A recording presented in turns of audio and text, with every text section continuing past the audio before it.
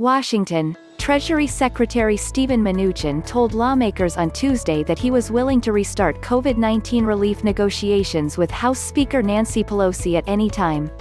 But Mnuchin balked at Pelosi's $2.2 trillion price tag and said it was too high during his testimony in front of the House Select Subcommittee on the coronavirus crisis, which is investigating the federal government's response to the pandemic.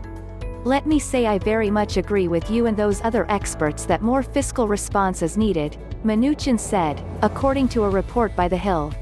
"The President and I want to move forward with more fiscal response. I'm prepared to sit down with the Speaker at any time to negotiate," he said. Talks between the two sides fell apart when Pelosi, Calif and Mnuchin could not come to an agreement earlier this month on how big the next COVID-19 aid bill should be following weeks of negotiations.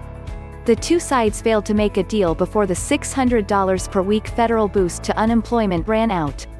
President Trump, frustrated by the impasse, decided to sign an executive order extending the benefits at the reduced rate of $300. Democrats in the House in May passed a generous $3.4 trillion aid package, but Republicans balked at the large price tag and have refused to move far from their much slimmer $1 trillion bill.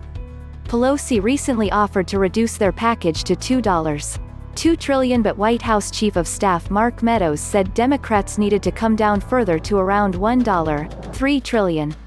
On Tuesday, Mnuchin echoed those sentiments, telling lawmakers, "I do not support $2.2 trillion, but said he was hopeful they would still find a bipartisan agreement." Senate Majority Leader Mitch McConnell, is expected to introduce another bill next week, but the delay is taking place as tens of millions of American families file unemployment claims and face financial ruin due to the economic crisis.